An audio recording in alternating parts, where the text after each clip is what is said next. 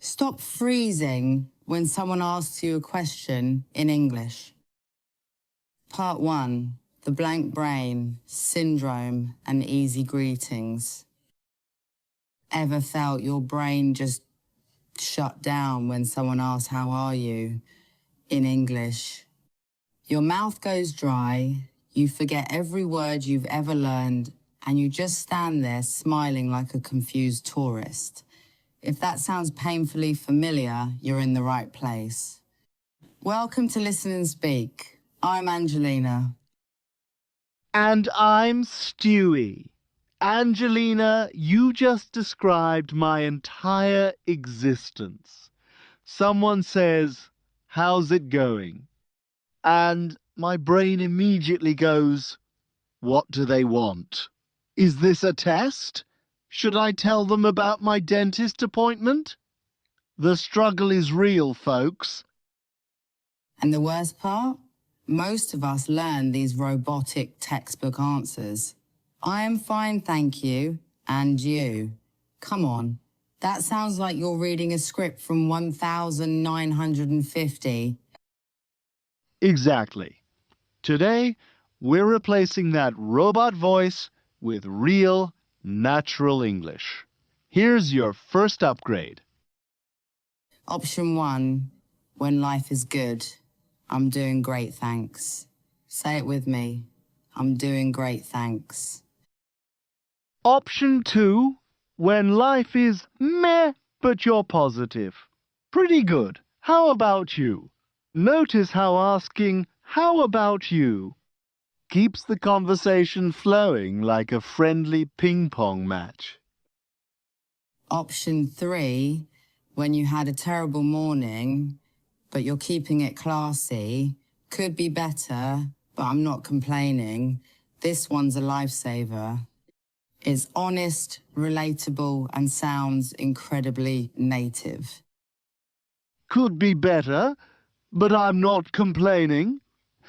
Try it right now. Whisper it. Own it. Now, what if you're having an absolutely fantastic day? You just got a promotion or you found a $20 bill in your jacket. You can say, "I'm on top of the world," or "Never been better." And what if you're feeling just? Okay? Nothing special? Nothing terrible? Can't complain is your go-to. It's short, it's easy, and it works in almost any situation.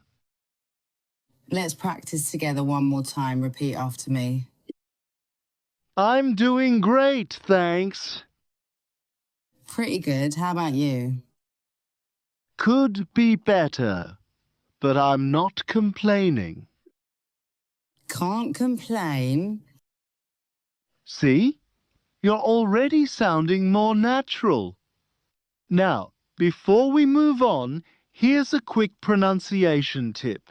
When we say, "I'm doing great," we often blend it together. It sounds like "I'm doing great." The G at the end of doing almost disappears in casual conversation. And could be better sounds more like could be better when spoken fast. Don't worry about perfection. Just try to sound relaxed. So that's greetings covered. But what happens when the conversation goes deeper? What if someone asks about your weekend or what you've been up to? That's coming up next. Part 2. Small talk and weekend confessions. Okay, Angelina. Right after "How are you?" people usually hit you with "What have you been up to?" This question used to terrify me. I felt like I had to say something impressive, like I'd just finished a marathon or learned a new language over the weekend. You're not alone. We all overthink this. But here's the truth. What have you been up to? Simply means what have you been doing lately? Nobody expects a movie script. Keep it simple, real, and effortless. Here are your go-to lines for different situations. If you've been working a lot, or not much, just working and trying to survive. If you've been relaxing, I've been taking it easy, honestly. If life has been busy but boring, same old, same old. Same old, same old. That is such a comfortable phrase. It means life is peaceful and routine. Nothing exciting, nothing terrible, just the usual. Now let's talk about the Friday question that comes every single week. How was your weekend? If it was fantastic, say, "It was great. I finally got some quality rest." Using finally adds so much genuine emotion. It shows you really needed that break. If it was fun and social, it was awesome. I hung out with some friends and had a great time. If you did absolutely nothing, honestly, I just stayed home and did nothing, and it was perfect. Now, what if your weekend was an absolute disaster? Your car broke down, you got sick, or you spent the whole time cleaning? Then you drop a smiling, casual, "Don't ask." That is brilliant. Saying don't ask with a small laugh signals that it was a chaotic weekend, but you're choosing to laugh it off instead of complaining. Let's practice that right now. Say it with me. Don't ask. Now say it like you just had the worst weekend ever. Don't ask. Perfect. Here's a mini dialogue to show how this flows naturally. Friend. Hey, how was your weekend? You don't ask. I spent the whole time fixing my laptop. Friend. Oh no, that sounds rough. You, yeah, but at least I learned a lot about computers. See how natural that sounds? You're not just giving a one-word answer, you're sharing a tiny story. And that's what real conversation is all about. Quick pronunciation tip. What have you been up to? In fast speech sounds like what have you been up to, or even whatcha been up to. The more relaxed you sound, the more native you'll feel. Now that we've got small talk covered, what about personal questions? Questions about where you're from or what you do can also feel intimidating. We'll handle those next. Part 3. Personal questions without the panic. Next up on Listen and Speak, personal questions. Questions like, where are you from? Or what do you do? Seem easy, yet learners often stumble over them. Because we try to build complex, perfect sentences in our heads before we speak. Stop that right now, keep it simple, and add one tiny extra detail. Let's start with, where are you from? Instead of just stating your country, add a little context. If you live in the country you're from, I'm from Turkey, and I still live here. If you moved, I'm from Brazil, but I moved here 5 years ago. If you grew up somewhere else, I'm originally from Mexico, but I grew up in Canada. Using the word originally is a game changer. It explains your origin and your current reality in a single natural step. Try it. I'm originally from. Say it with me. Now, what about the dreaded question, what do you do for a living? Instead of giving a dry, one-word job title like accountant, Try adding a simple explanation. This makes you sound like a real person, not a LinkedIn profile. Here are some examples. I work in marketing. Basically, I help small businesses build their brand online. I'm a teacher. I work with elementary school kids, so my day is never boring. I'm a stay-at-home parent. I have 2 toddlers, so it's basically a full-time job. That word, basically, is your best friend. It's a bridge word that simplifies complicated ideas immediately. You can use it before almost any explanation. Now, what if the question feels a bit too personal? Someone asks about your relationship status, your salary, or your age, and you just don't want to answer. You can protect your boundaries politely. Oh, I'd rather keep that private, actually. Or even lighter. That's a bit personal, don't you think? With a smile. Practice that sentence out loud. I'd rather keep that private, actually. It's polite, firm, and completely natural. Here's another one. I don't usually talk about that, but thanks for asking. It's a gentle way to change the subject without being rude. Quick pronunciation note. What do you do? In natural speech sounds like what do you do? Or even what you do. The U becomes a quick ya sound. Now we've handled greetings, small talk, and personal questions. But conversations don't stop there. Sometimes people ask for your opinion. How do you share your thoughts without sounding awkward? We'll show you next. Part 4. Opinions, preferences, and getting time to think. What about opinion questions? Things like, what do you think about learning English online? Or, would you rather live in the city or the countryside? The winning formula here is simple. State your preference plus give one clear reason. That's it. Let's see it in action. I'd rather live in the countryside because it's peaceful and surrounded by nature. I prefer learning English online. It's more flexible and I can study whenever I want. I think learning in a classroom is better because you get direct feedback from the teacher. See that pattern? Opinion plus reason. It's that simple.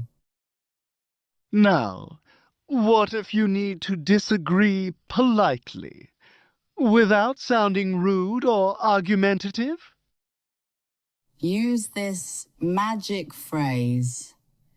I see your point, but I think. It shows you listen to their side before offering yours. For example, I see your point about online learning, but I think nothing beats face-to-face interaction. Here are more opinion starters to add to your toolkit. In my opinion, English is easier than it seems. From my perspective, the best way to learn is through practice. I'd say that consistency matters more than intensity. If you ask me, speaking is the hardest skill to master. As far as I'm concerned, there's no such thing as a perfect learner. Now, what happens when someone asks a fast question and you need 5 seconds to gather your thoughts? Do not freeze. Do not stay silent. Use filler phrases. These are your safety net. Well, that's a great question, actually. Off the top of my head, I'd say, let me think about that for a moment. Off the top of my head means giving your immediate thought without deep research. Saying, "That's a good question," actually gives your brain 3 full seconds to prepare your English response. Let's practice. I'll ask a question and you can use a filler phrase before answering. What do you think about learning English through movies? That's a great question, actually. I think it's one of the best ways to learn natural expressions. Perfect. Here's another one. What would you do if you won the lottery? Off the top of my head, I'd travel the world and learn more languages. See how the filler phrases make you sound thoughtful and natural. Use them whenever you need a moment. Quick pronunciation tip. I'd rather in fast speech sounds like I'd rather with a quick, almost silented. And I think often becomes I think with the K sound soft. Now, we've covered a lot today, but here's a secret many learners don't know. Native speakers ask for clarification all the time. There's zero shame in missing a word. Up next, how to ask for clarification like a pro, plus your weekly mission to practice everything you've learned. Part 5, Clarification and your weekly mission. Here's a secret every English learner needs to hear. Native speakers ask for clarification all the time. We mishear things, we get distracted, we don't catch every word. It's completely normal. If someone speaks too fast or uses confusing slang, never just smile and nod while feeling completely lost. You'll only end up more confused and the conversation will go nowhere. Use these lifesaver phrases instead.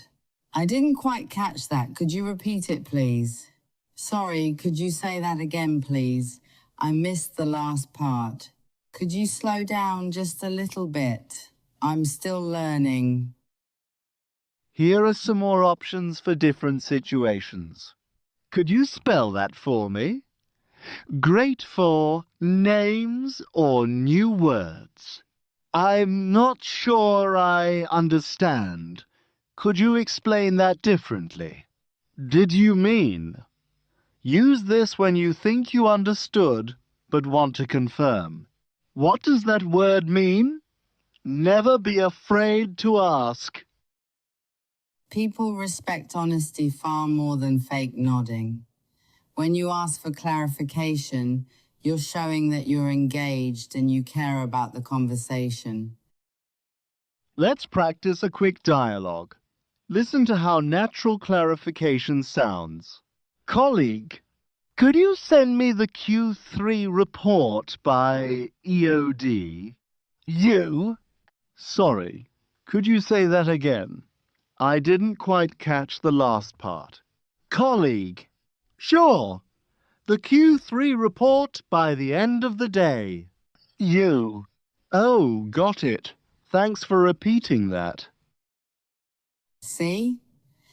Nothing awkward about it. Just two people making sure they understand each other. Now, here's your listen and speak mission for this week. Choose one question from today's video, for example. How was your weekend? Or what do you do to relax? Write your honest answer in the comments below using one of today's new phrases. Then, stand in front of your mirror or open your phone's voice recorder and say your answer out loud 3 times. Real progress does not come from watching passively. It comes from taking action. You're doing much better than you think. Keep practicing, stay confident, and we will see you in the next video. One more quick tip before we go. When you're recording yourself, don't worry about perfection. Just focus on being understood. Speed and fluency will come with time. And remember to subscribe to Listen and Speak for more practical English lessons every week. Hit that notification bell so you never miss an episode. If this video helped you, give it a thumbs up and share it with a friend who's also learning English. We're all in this together. Thanks so much for learning with us today. You've got this. See you next time, everyone. Bye for now. Take care.